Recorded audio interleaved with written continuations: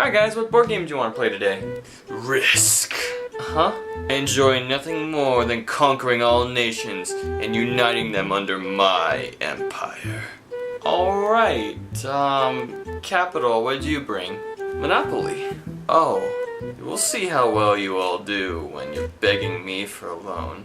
All because you can't afford to pay your rent anymore. By the way, don't forget to Venmo me for lunch, each of you. Right, 1 second. Colonial? Settlers of Catan. Yeah, it's fun, right? Going to an unknown world, robbing it for all it's worth, and taking the land for yourself. Guys, can we please just enjoy a friendly game for once without anyone's ideology mixing into this? Fine. Okay, great! Cause I've got Uno! What the? Not again! You monster! Yeah, welcome to my table now.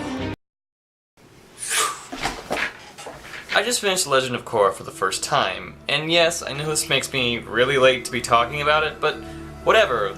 With all the legal and streaming issues that it underwent during the time, it makes me feel really bad that people, like myself, were held back from watching this really good show.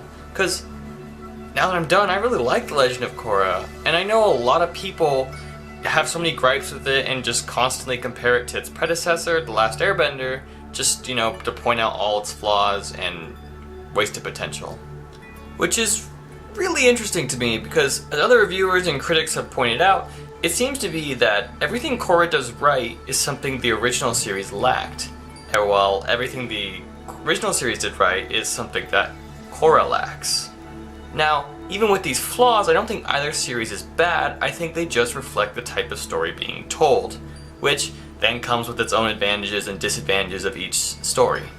And I feel like one of these advantages of Korra is this story structure that aligns with a different political allegory each season.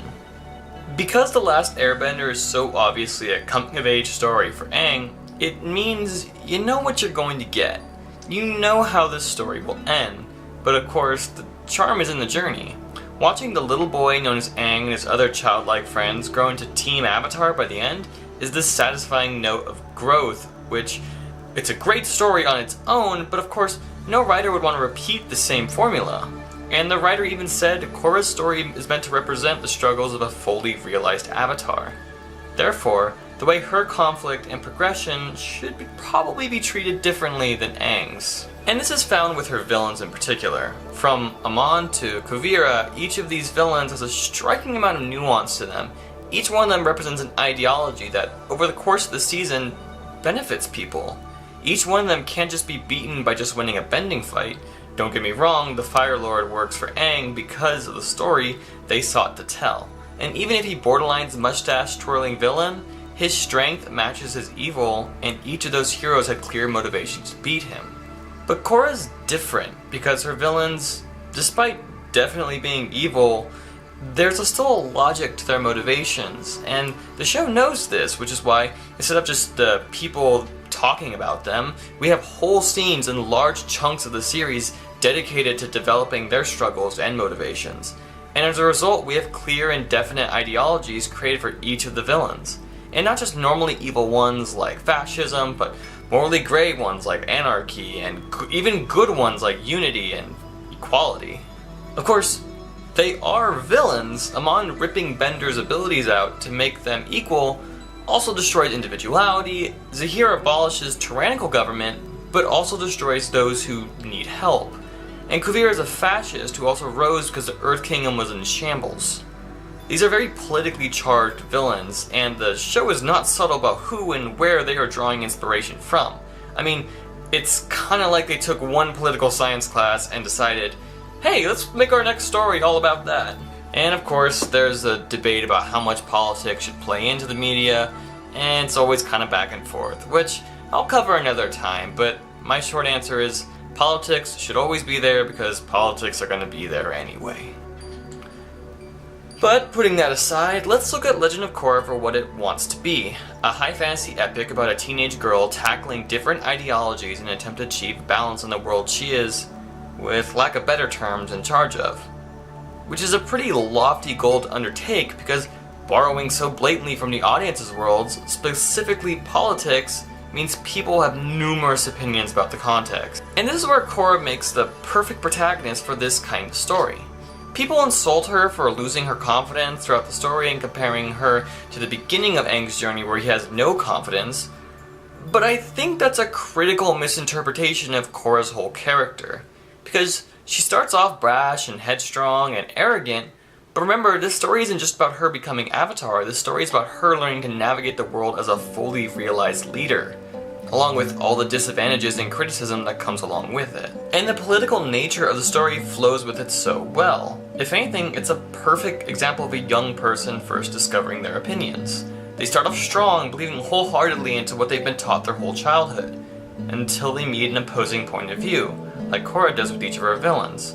And suddenly, all those beliefs that they thought were right are now brought into question. And doing the good work that Legend of Korra does, they go out of the way to show how Korra's preconceptions were wrong. So no, I don't think this is a case of Korra reversing her own growth. This is her discovering that things aren't perfect and she needs to adapt to the nuance of each situation she's in, which, in a story with political undertones, seems like a very important message to take away.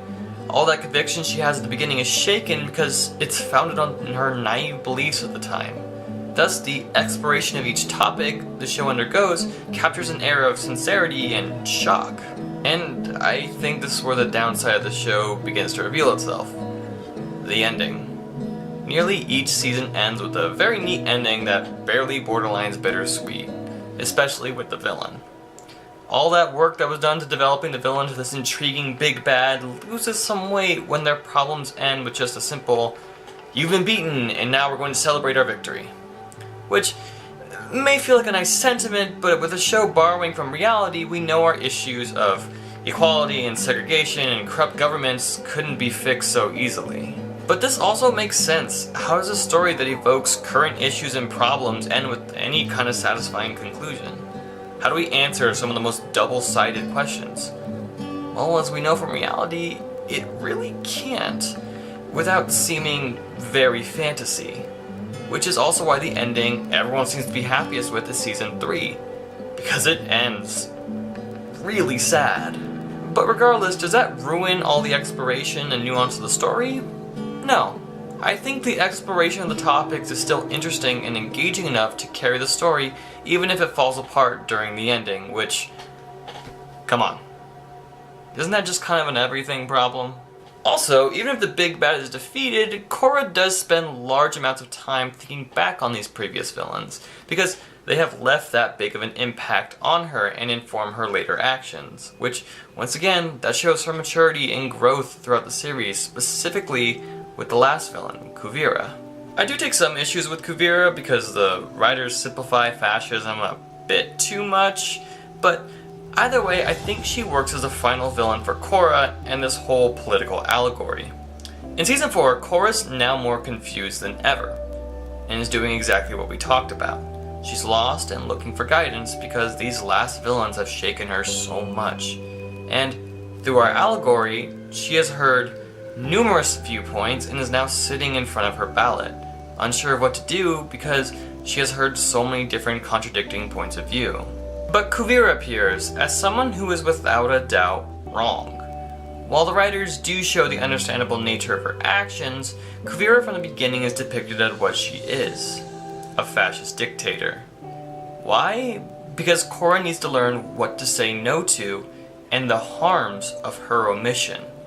She learns when listening needs to stop, and she needs to make a decision about what she believes. Kuvira may have helped reconstruct the Earth Kingdom, but she's also a dictator that sends people to camps and enslaves towns. Which I think is an amazing message for people to end the series with. Korra, our hero with political weight in her own world, takes what she has learned all throughout the series and ends with an opinion, saying that it's not enough to understand these complicated political issues, but to actively push against them. To understand the nuance, but to call out and fight against these inherent harmful tendencies around something like fascism and other harmful mindsets. And of course, this happens in every single season, to a lesser degree, but the time skip stresses the decay of the world without Korra's intervention. and Korra carrying the weight of the whole series and coming to conclusions about what she believes is right makes it both a memorable series and a memorable character, while still doing justice about evoking the real world issues of the series. But alright, that's all I got. I need to go look for a new series to watch, but until then, thanks for sharing this with your friends, and I'll see you guys all next time.